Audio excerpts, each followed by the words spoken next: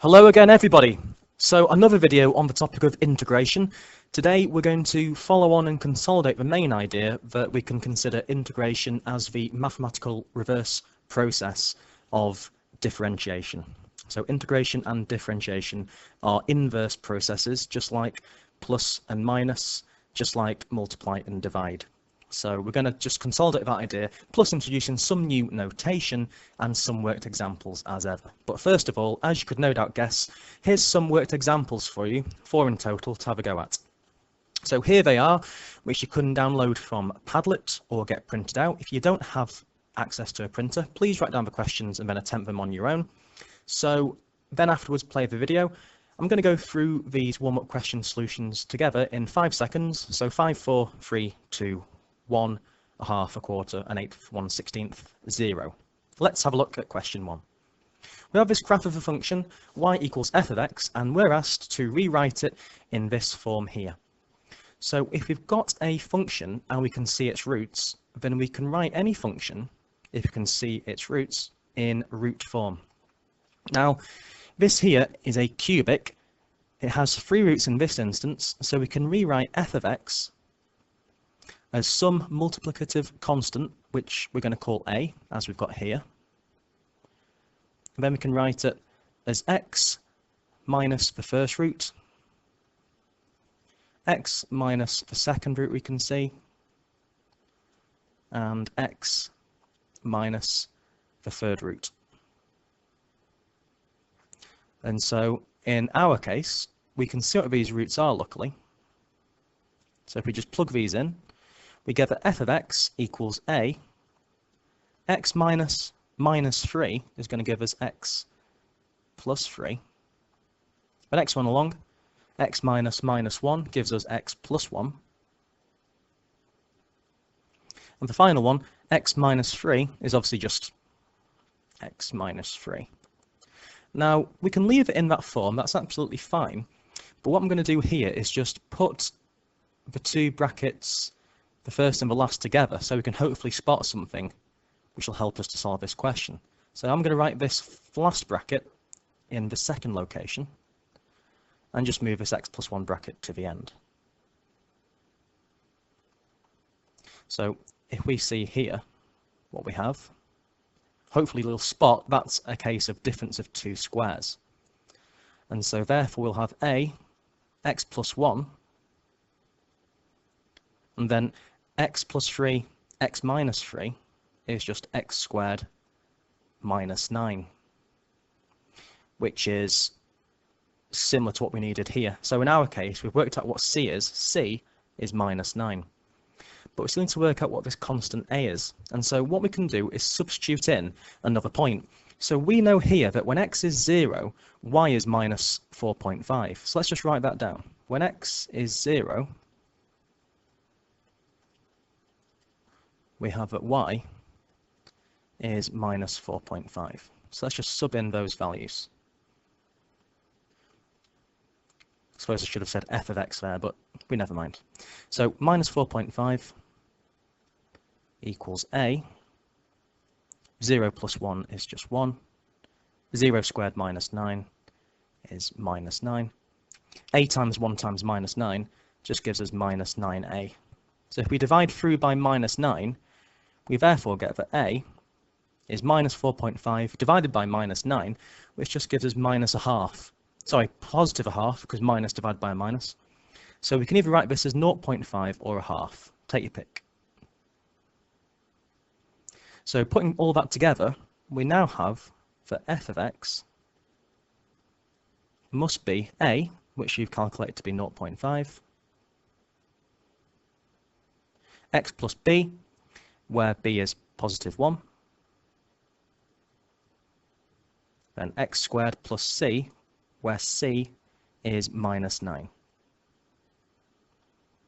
And that's question 1 completed. Question 2, sketch y equals 6x squared plus x minus 5, showing the coordinates of any points of intersection with the coordinate axes. So let's have a go at this one. So first of all, what we need to do really is to factorize this expression here.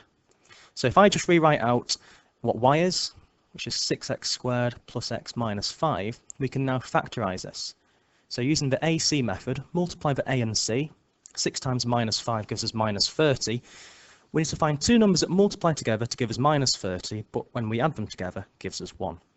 With a bit of thought and inspection, you'll hopefully come to the conclusion that two numbers which multiply to give us minus 30, but add together to give 1, they're plus 6 and minus 5. So we partition the 1x into positive 6x and minus 5x. The idea behind this is we can now factorise these into two brackets.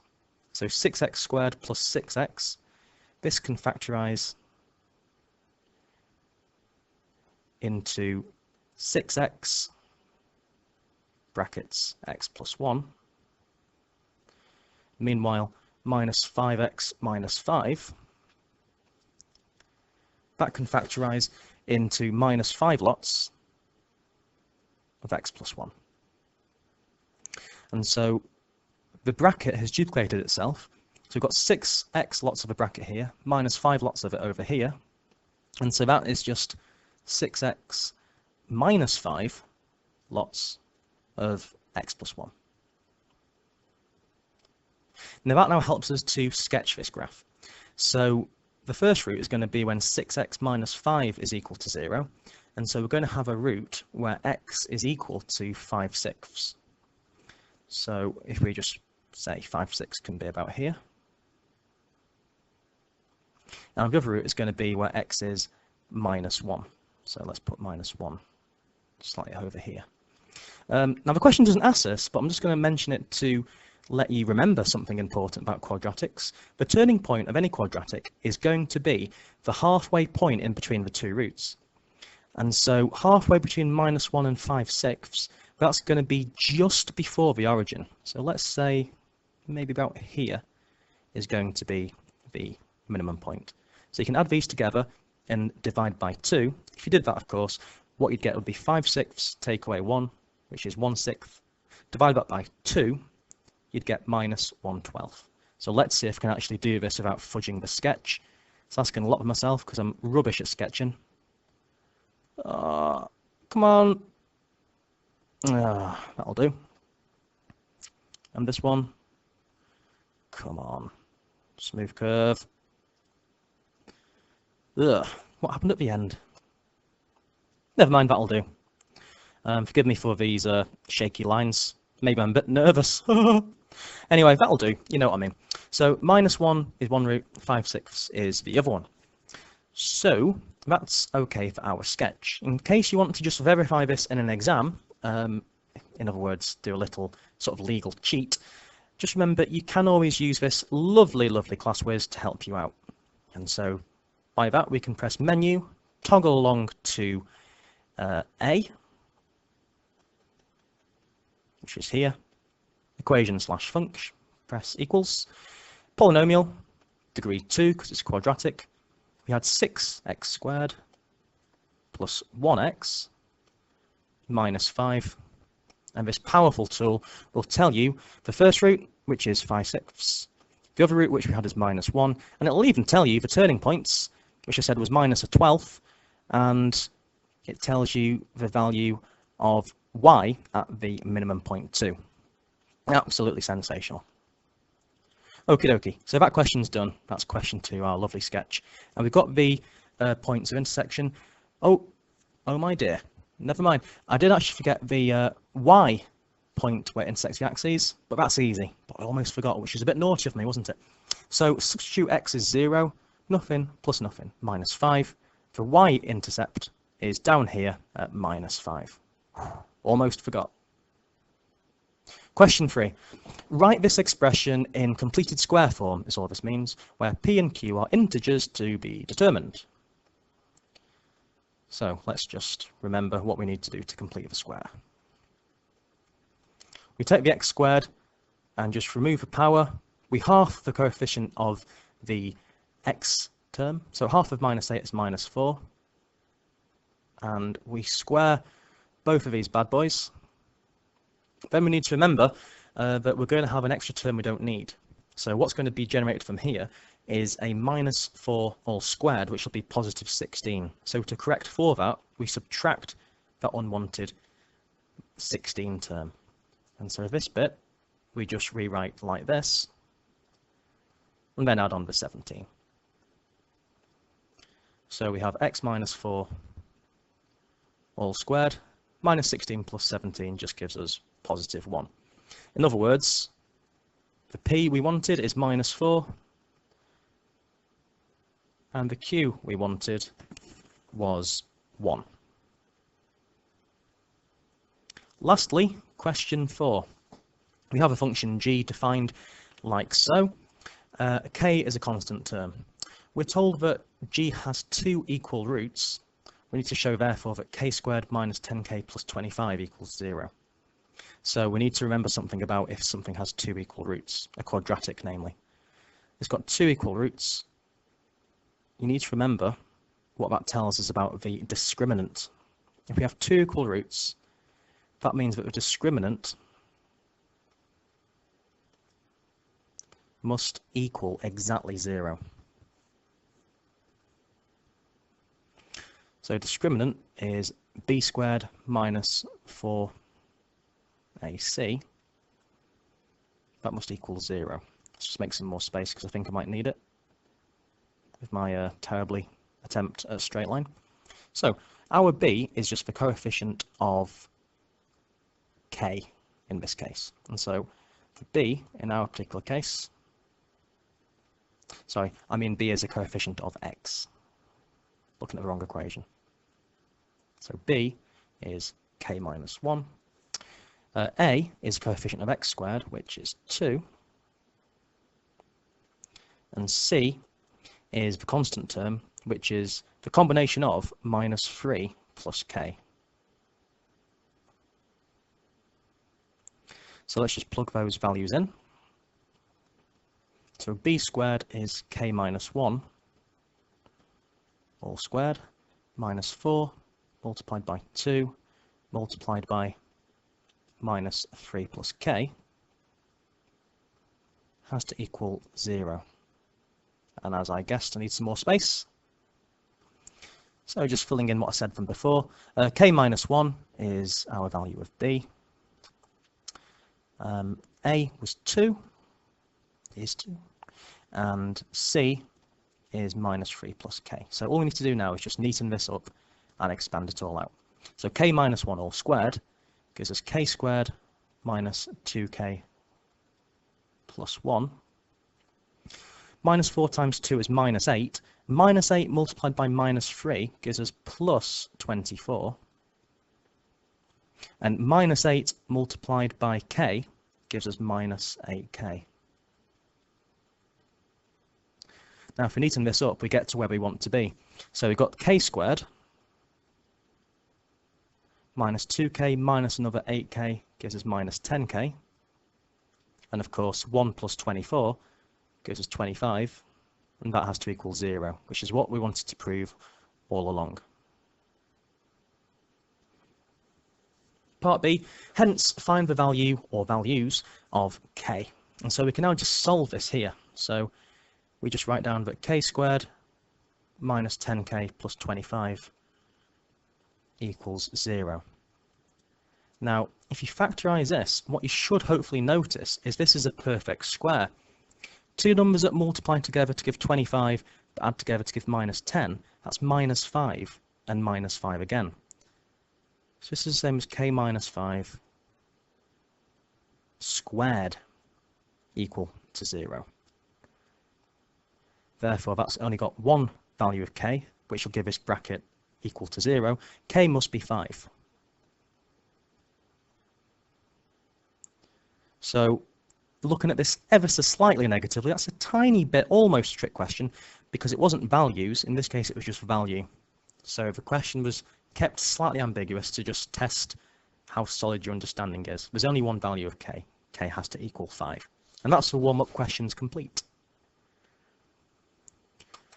So the main course, indefinite integration. We'll come on to what definite is later on. Indefinite here just means where you're not integrating between any particular limits. You've just got a function and you want to do the inverse of differentiation on that function. Now, I've not mentioned this before, but it's very important that we mention it now. The symbol for integration is this elongated s. So, like differentiation have the symbol dy over dx, integration has its own symbol as well, which is this thing here. So, from last lesson, and what I mentioned at the beginning of this video too, integration is the opposite process to differentiation. So, if we integrate a differentiated function where f dashed x is what we get if we differentiate the original function f of x. If we integrate that, we get back to what we had originally, f of x. And of course, plus c, where c is the constant of integration. If you're wondering what I mean by the constant of integration, if you just have a look back through your notes or the previous video, which was chapter 13.1, that just goes through why we need this constant of integration. So why that symbol for integration? Why an elongated s? Why not an elongated e or an elongated b for Mr. Bailey? I don't know. So what does it all mean? Let's just see where all this comes from. So, what on earth is this? Well, that is an incredibly important manuscript. This was from the notebook of Gottfried Leibniz, who was one of the forefathers, one of the founding fathers of the integral calculus. So Leibniz and Newton arrived at the same conclusions independently, which is why we have a thumbnail of both Leibniz and Newton on this chapter. And so S is used, as you can see in this notebook of Leibniz from 11th of November 1675. Now on the image, you can hopefully see that we've got this symbol here, and we've got the S-U-M-M-A, summa, which means sum. And so S here stands for sum. Now that'll make much more sense when we come and have a look at how the integral relates to the area underneath curves. So the S for summa will make much more sense. Just bear with me and trust that S for sum does make lots of sense. Also notice this symbol here, like a capital pi, it actually was used instead of an equals sign. So that is very interesting indeed. So instead of an equals, we had like an upright equals with a horizontal cross above, so connecting the two bars.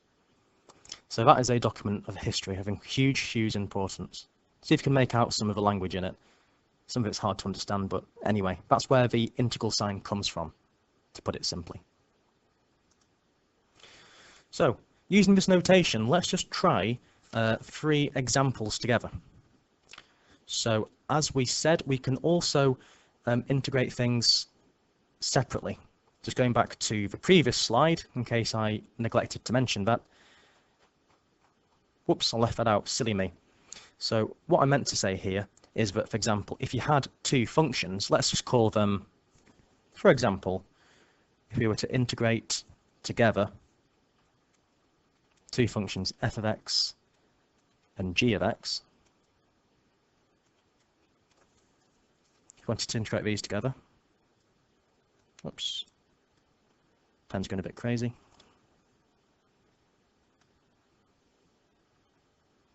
Yeah, so if we wanted to integrate these together, what we could do is separate it out into just integrating the first bit, f of x,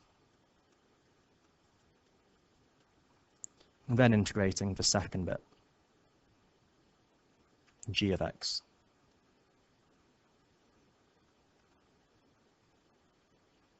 That's also an important concept too. Just as when we differentiate, we can differentiate term by term, we can integrate term by term too. So applying that idea to these examples, for part A, what I'm going to suggest we do is just separate this out. And so this thing here, if we just rewrite this in terms of index form, x to the power half divided by x to the power 5. Remember, when we divide indices, we subtract the powers. So a half minus 5 would give us minus 4.5. It's a fraction, that's the same as minus 9 over 2. And the 2x cubed divided by x to the power 5, x cubed divided by x to the power 5 would give us x to the power minus 2.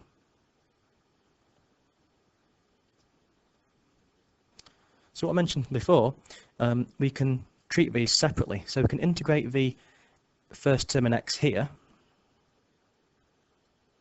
integrate x to the minus 9 over 2 dx, and then after we can integrate the second term separately.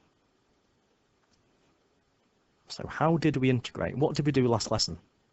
Well, to integrate a function, what we do is we increase the power of the variable with what respect we're integrating. Dx means we're integrating with respect to the variable x. So we increase the power of the x terms by 1, and then we divide through by the new power of x. And so minus 9 over 2 plus 1 would give us minus 7 over 2. And we then divide through by that new power of x. Then we have 2x, increase the minus 2 by 1, that becomes minus 1, and divide through by that new power, and then include the constant of integration, which is plus c.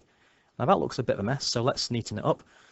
So 1 over minus 7 over 2, the reciprocal of this would be minus 2/7, then x to the power minus 7 over 2. This one, 2 divided by minus 1, that gives us minus 2, x to the power minus 1, and plus c.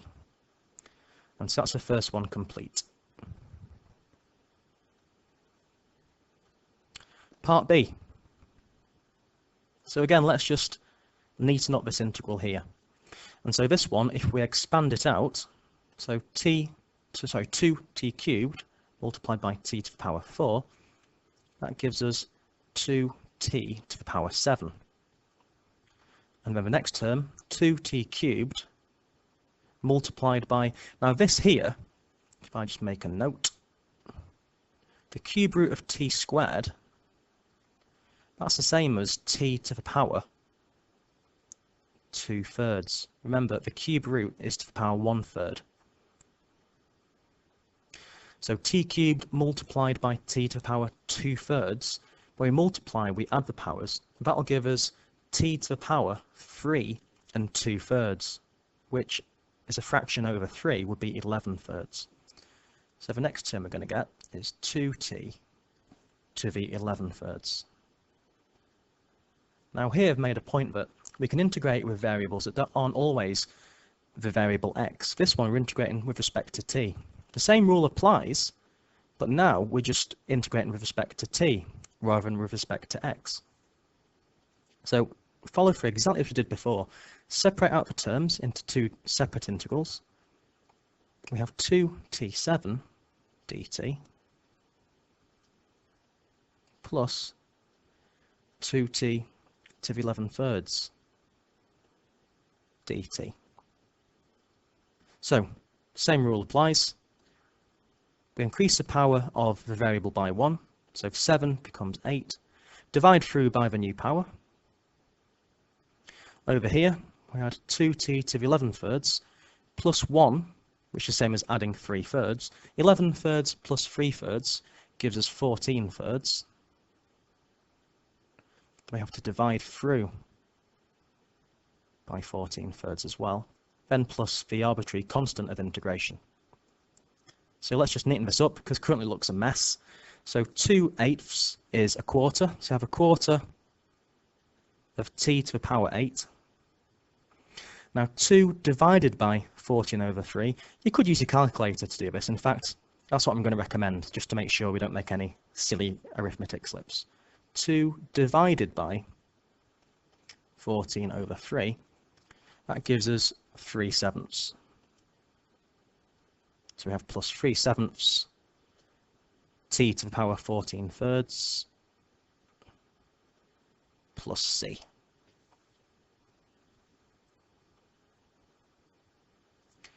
And lastly, a really ugly looking integral, this one, but let's just take it step by step. So what we have here is this. beast. So to make sure I've got enough space, I'm just going to try to simplify this slightly before we start. So leave the 1 as 1. 3y squared, all squared, is 9y squared. Now be careful, this isn't the 4th root of y. That's 4 lots of root y. Okay, and so what this here is going to be is just 4y to the power of a half, because square root means power half, plus 1 all over y to the 6th power. Okay, so it's just a slightly simpler integral than this, but we need to simplify even further. So we've got 1 minus. Now we're going to expand out this bracket here. First of all, what I'd suggest we do is we neaten this up on the inside. So leave 9y squared as it is for now. 4y to the half divided by y to the power 6. So subtract the powers of y. A half minus 6 is minus 5.5. So as a power, that's going to be minus 11 over 2. So we can say that's 4y to the power 11 over 2. And then 1 divided by y to the power 6 is just y to the power minus 6. All of that integrated with respect to y. So a bit more neatening up. That's the same as 1 minus. Now we can expand out. 9y squared multiplied by 4y to the power 11 over 2. Well, that's going to be, oops, almost forgot the minus sign there, apologies. Yes, that's going to be a half take 6, that's minus 11 over 2, I apologise. So minus 9 times 4 is minus 36. 2 plus minus 11 over 2, that's going to give us y to the power minus 7 over 2.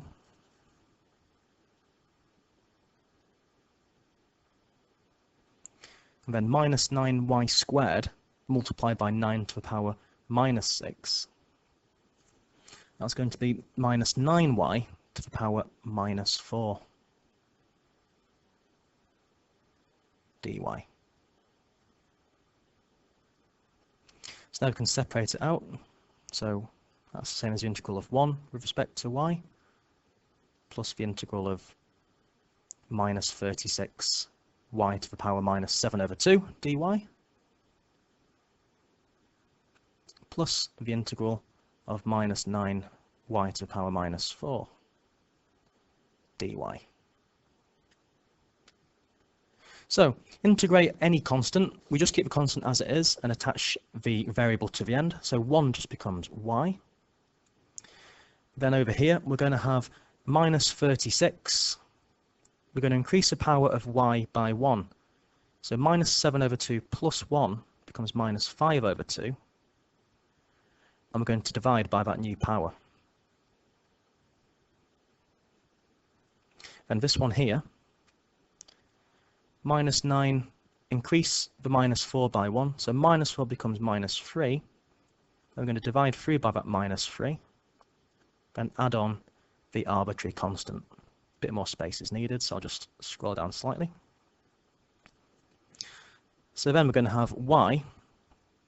Now minus 36 divided by minus 5 over 2.